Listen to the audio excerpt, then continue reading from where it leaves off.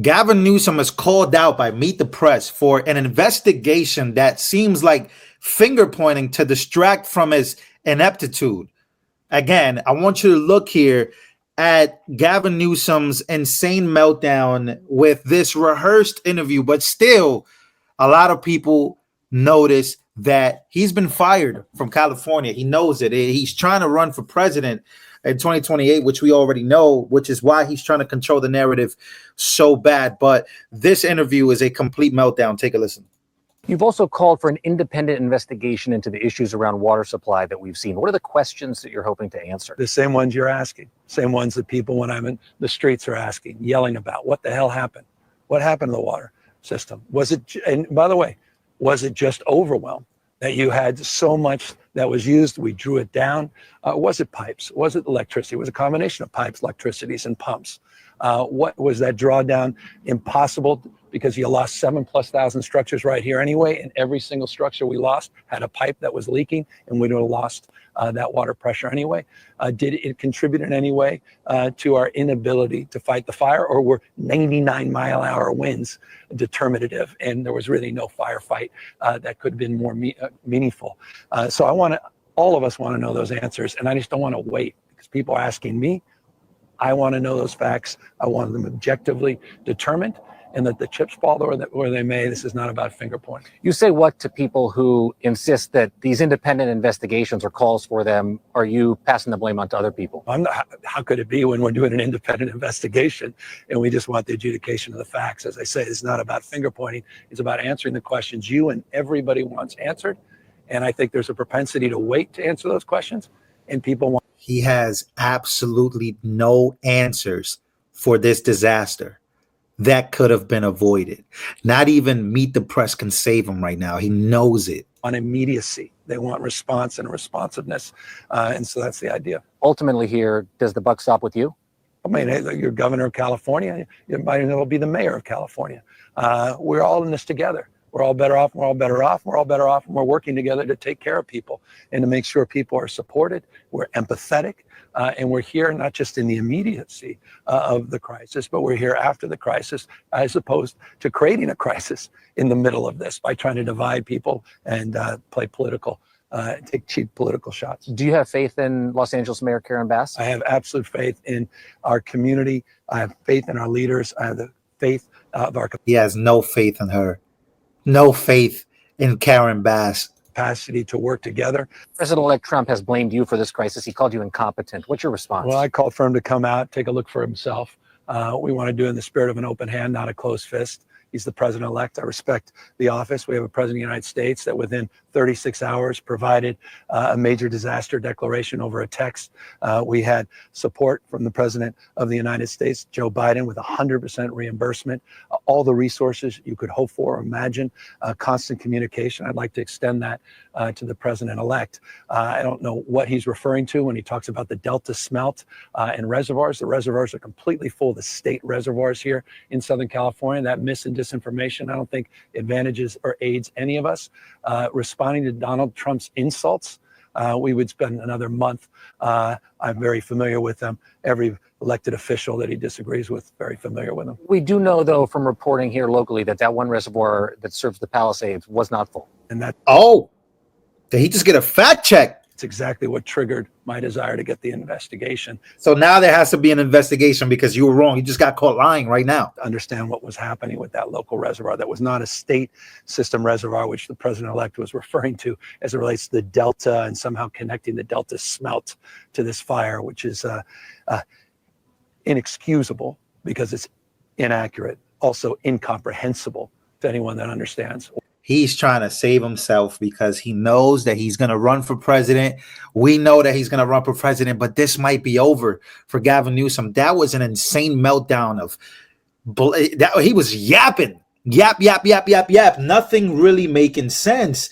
And I want to go here to what this movement that's really growing. I want to show you guys this video right now because California residents, specifically this one, says that he is on a mission to make sure Gavin Newsom is not hired by anybody ever. Take a listen. Now, as a California resident, I am on a personal mission to make sure that Gavin Newsom is never again not only appointed to office, but employed by anybody. I don't want the man working at the fry counter at a Mickey D's. Okay? So that being said, let me break this down for y'all. This man took $23 billion of taxpayer funds, and that's just not California money. That's federal, which means it's all of y'all money. He took $23 billion in order to so-called fix the problem of homelessness. Well, guess what happened? The problem got worse. As a matter of fact, we have the highest levels of homelessness that we have had in state history and probably, likely, in the nation's history. Now, that's crazy. That just reminded me of another scandal that was previous to these fires, which was the $24 billion unaccounted for in California due to more homelessness, and the fact that San Francisco looks crazy, Los Angeles now looks insanely apocalyptic before the fires. Now it's even worse. Now, I also want y'all to look at this.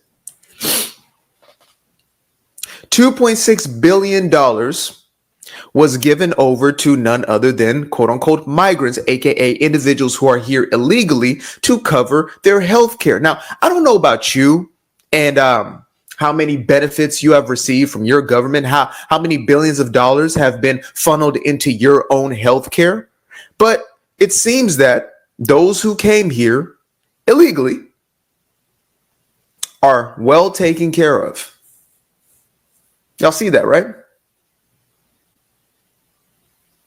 Yeah. That's what we're dealing with. That's who these people are. That's crazy. And again, he's going out on a limb there, basically feels the same way a lot of people feel about this.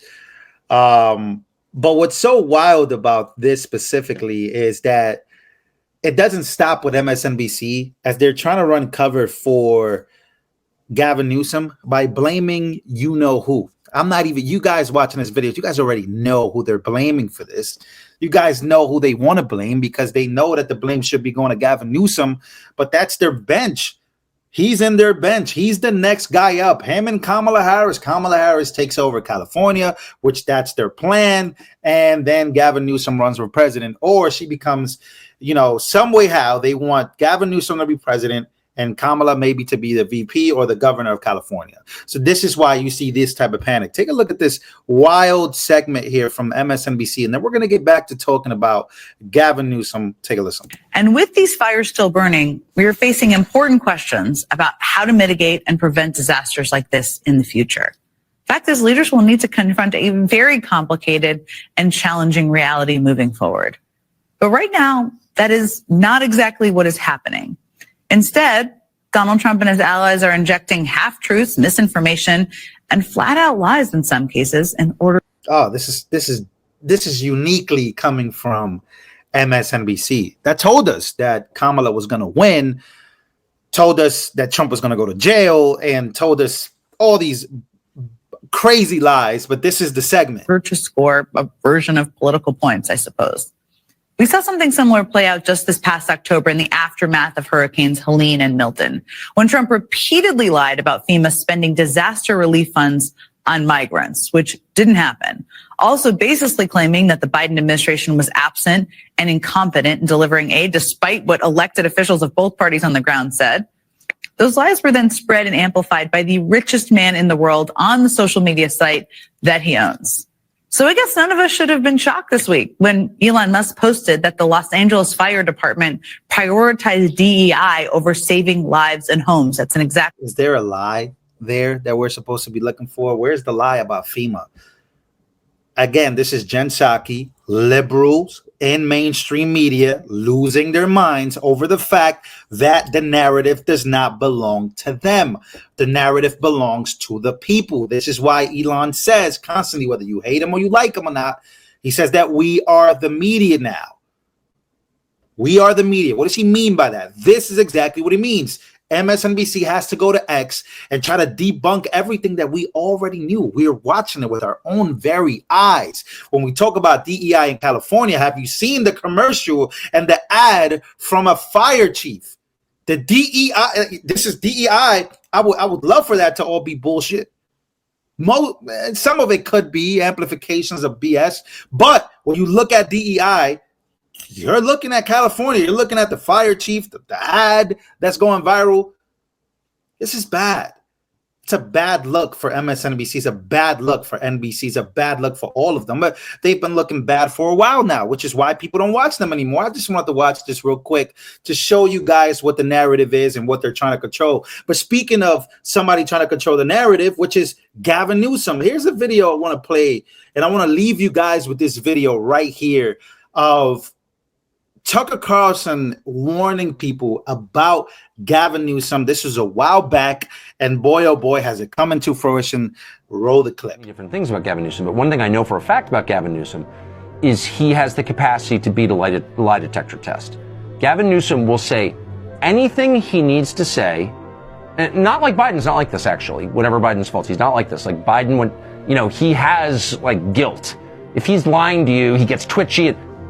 Gavin Newsom's palms don't sweat, his respiration doesn't increase, his body temperature doesn't change. Nothing changes in Gavin Newsom when he lies to your face. And there are not that many people like that, actually. That's a rare quality. Like to lock down the state, to keep people's kids from getting an education, and to arrest people for surfing, and then go have dinner at the French Laundry.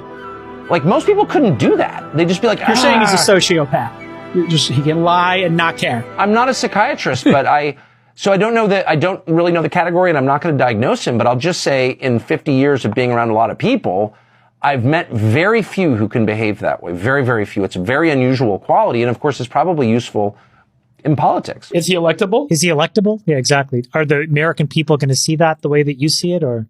Well, as you know, the system in California does not include elections. I mean, it has nothing to do with what the people think. It's a machine state. It's the most corrupt out of 50.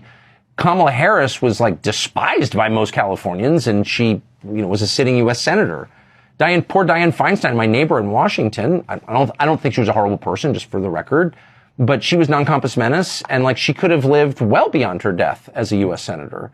So it's like, it's not a democratic state, small d democratic state. It's not run on the basis of what the population wants. It's a fixed game in California. And so it does make me very uncomfortable that someone from that political culture, which is an utterly corrupt political culture, an authoritarian political culture, could like enter a presidential race. Cause like, clearly, what are you running on if you're Gavin Newsom? As a native Californian, I know what the state was like in 1985 because I lived there, and it's completely degraded from that time. And like, how did that happen? Well, part of the big reason is the political leadership in the state. You've got nothing to run on.